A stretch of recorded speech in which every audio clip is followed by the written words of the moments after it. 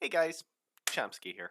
Um, really just wanted to talk about these new champs that just came out. Um, Holy moly, that's really it. So honestly, there's some of these champs that are going to be great, and some of them are just bogus. Uh, Speaking of bogus, we get this rare champ. Again, there's going to be some bogus champs, but he's not bad. Like, honestly, if you're early game and you get him, like, this heal is pretty sweet, just because of the fill turn meter. It's a 3 turn, so that's really sharp. Increase res, like, uh, geez, even at my stage, I need resistance. So this ain't that bad. And a shield, like, this is definitely gonna help those early game people. But for me, meh, whatever. It's just food, and that's fine. I don't think we have a lizardman. Skinwalker. I'm still getting used to uh, the new champs, and yeah, I'm just an idiot. So in order, let's go with Theodosia. Um, she reads very nutty. Like honestly, it's just a ridiculous champ. Um, we got an A1 here that it's healing all allies, but it's just turn meter that is insane.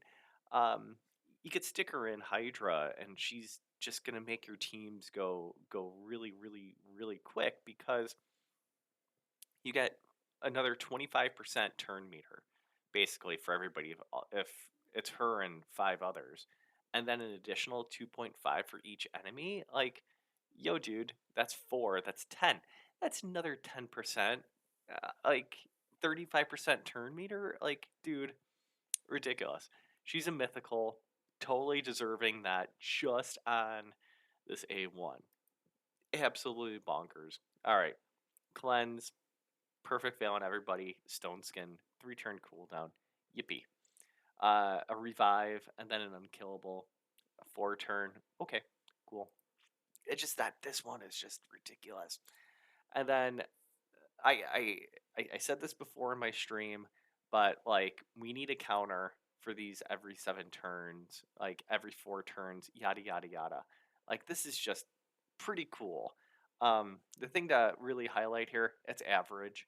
So yeah, eventually it's gonna start going down, and that's fine.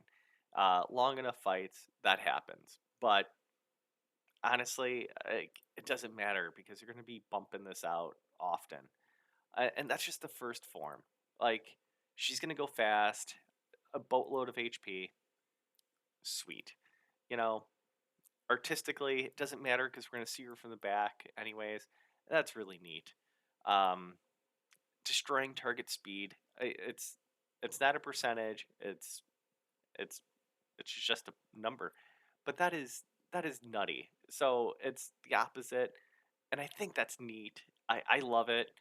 Um, Correction. I love reading it. I'm gonna hate going against it. Um, just it's gonna be causing a lot of turmoil. So she's stealing buffs in this one. I don't care about attack. I'm basically gonna pump out accuracy and speed on her. Like, okay, cool. Place in block buffs, decrease defense, neat. Decrease speed and a sleep. Okay, cool. Decreasing turn meter here and on the A1. I I, I love it. I absolutely love it. And then when allies attack, their damage is increased by a quarter of their target's current turn meter. Yeah, that's gonna get kind of screwy, but I mean, cool. Just have her go. Like honestly, you're gonna have her go first anyways, as much as you can. You're gonna want to pump up speed, so this works. Um, would I have loved grabbing her in the recent primals that we had? Yeah, but like I don't know, man. I could see her in Hydra, could see her in Chimera. Like you just have her be the dual target, and and there you go. I mean, yeah, I think she's an easy slip in anywhere. Um, Clan boss, maybe. If you're still struggling with it and you get her, I think that's pretty. you're going to be using her anywhere. So, Fabian, the dude we're all going after, I definitely think he's worth it, by the way. He's not Armand's level, but honestly, in Live Arena, who are you going to pull? Like, who are you going to ban? Fabian, the dude who's going to true fear you and just eventually you're going to cakewalk over it? Or Armand, who's going to, take care of your turn meter and sheep ya? So that's definitely a fun one to mess around with. And I totally messed around and forgot about Orc Dude. Khan. This is a dude I'm really pumped for. Um, yeah, defense based. I love it. I'm definitely gonna pull my Harima stuff onto him if I get him, and there we go. Honestly, just bump it up as much defense as I can. HP, speed. He's built for damage. 15 and 63. It's pretty sweet. Uh, on an A1 block and revive. Okay, cool. I don't want to use A1s. I definitely want to use A2s and A3s. But still, it's nice to have that block revive. And then additionally, if he's got a shield, like this is you don't need accuracy on him. That's really neat, man. Um, give me more champs like that. Definitely give me more champs like that. So he's ignoring a percentage of each target's defense, attack all enemies.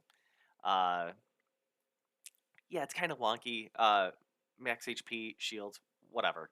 But it's definitely going to be more damage. So sweet, man. And he's ignoring shields. Uh, okay. Definitely going to be. Uh, he's going to be a champ that you want to get, because he's void, and he's a legendary. But you could definitely get in those teams with, geez, even in orcs, Iron Brago bumping up his defense. Um, just those long battles that you like want to get into. He's gonna be a tough out. He's placing counterattack on himself, and then as long as he's got a shield, he's also removing a random buff from you. I think that's neat.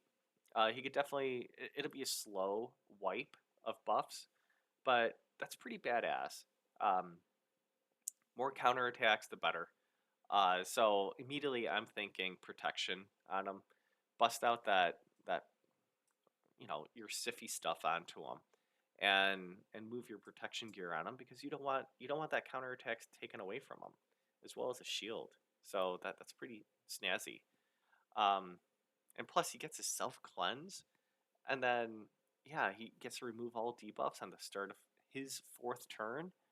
And an increased defense. Like, geez, dude, again, love it. I but I'm an idiot, and I need those counters to tell me what's cooking. So, all right, cool, man. I definitely love it. In a faction like this, if I was to get four to go, um, I would do Raka in the lead. I think Quan. I still need to pull Bells. Brago just to increase everyone's defense with the passive here. Um, eh, could be neat to bust out Argaz here, but I don't know. Um, Warlord in a PvP battle, Supreme Gaelic's a good one.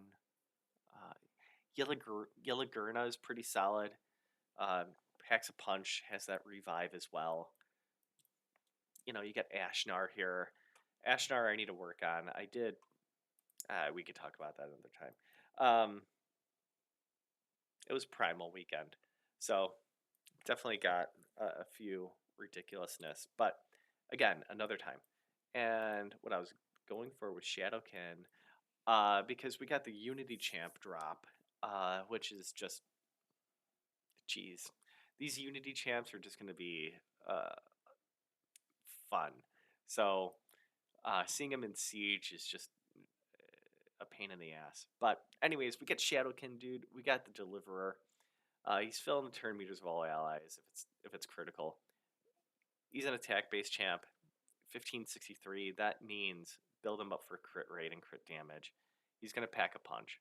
Yeah, 1696, 1700. What? That's fine. It's definitely going to be worth it. So he's filling turn meters by 10% because you're going to get him critical. So if he's with Mikage, that's definitely going to boost up your team. Um, yeah, placing 2 extra hits of target's turn meter. Okay, so if you're not going to be going first with him, having him go second, that wouldn't be too bad. Just getting him lined up, that's pretty sweet. You know, there's ways to go about it. So Stone Skin maybe on him. Mm, You know, we'll see. If I get him, yay! I expect him in like those prism drops shortly. I don't like those prism shards, those drops. I like the idea of um, I like the idea of having a mercy that's a little bit more obtainable. Um, yeah, I don't know. I don't know. I'm still on the fence, but I digress. Here we are with the A3. He's attacking one enemy. He's stealing 100%. Like, so you don't want him going. You don't want him going second necessarily, but this could definitely have fun with it. Um, because he's gonna be with some other Shadowkins. There's some baller uh, Shadowkins. If he's got one, this can't be resisted or blocked. If he's with 2 others, um, increases damage inflicted by this skill based on the difference between this champion's speed and the target speed. So I would imagine if he's going first and he's going against Ultimate Death Knight, some slow ass, I imagine that this is going to be packing a huge punch. Um, and then he's also going to attack other enemies with more than 50% turn meter. Um, that this is going to be nuts, man. Steals 100% of each target's turn meter. So he could essentially, if you have him going first, like let's say 450 speed or whatever, um, and he's stealing everybody's turn meter, that's just silly. So he's gonna go again, and this is a 4-turn cooldown, potentially 3-turn if he's stealing all that turn meter. Oh man! And then you may not even want to do that. You may want to do an Elil actually, and build him up super attacky, super resisty, and he's gonna be going up 15% for each enemy, like taking a turn. Okay, 20% more effective with 1, 2 increases their damage. 3, Armand's does nothing to him. So like, who's gonna be with him? We got Mikage. We got we got Shuzen. Lady Kimmy could be good. Um, it doesn't matter because the fears are gonna be unresistible. You got you got this dude who just packs a punch to like everyone, um, because of his passive. Like, you don't really have a decreased defense out there, but honestly, it it doesn't matter. So you could do a Shuzen, build Shuzen up really stupid fast, instant turn, uh, Tetsuya, and then go nuts in that way. Yeah. That's just a whole lot of fun there. Yoshi's also fun. He can be. I took a look at him earlier while streaming, and I didn't realize that this was a 2-turn cooldown. Um, if you have Yoshi, I definitely want to mess around with him on Chimera. So, like, the passive doesn't really matter, but it's more or less the decrease accuracy and HP burn, and then increasing all that for us, as well as a true fear. 3-turn. I don't think he's necessarily as bad. He's definitely an older champ, so he definitely gets looked over. I think that is everybody. There's no dark elf, undead. We got Bad Mama up there. And then I think that's it. Uh, yeah, this guy's awesome, you know.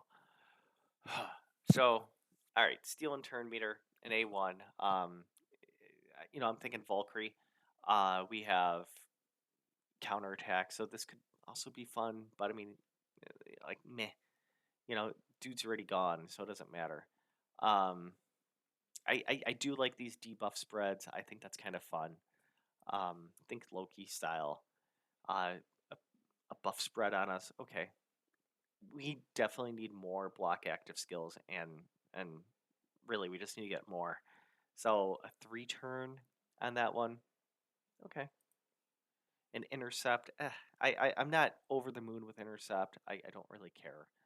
But increased speed is fine. And then placing increased accuracy on us. Okay. Um, fills up our turn meter.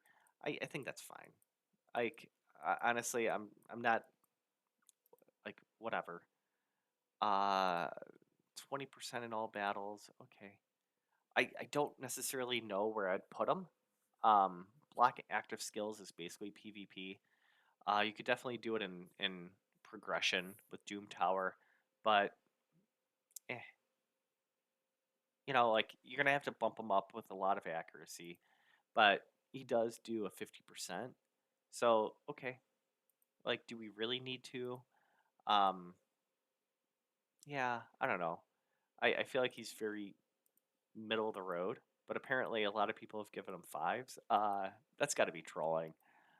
Um, we do need more support champs and barbarians, I guess. I mean, there's only 2, 4, 6, 8, 2, 4, 6, 8. Yeah, there's um only a lot of them. You know, um, no, we do need more support champs. That's right. Um, 25 legendaries, and Valkyrie is basically a support. You know, it's okay. I'm meh. Yeah, I think he's kind of a waste. But yeah, just a couple quick thoughts on him. Um, that was it's almost 18 minutes. Holy shit. I just need to stop. I I need to stop babbling. All right, guys. Pleasure. Thank you. Gnome and my Chomsky on Twitch. I'll see you there. Bye, guys.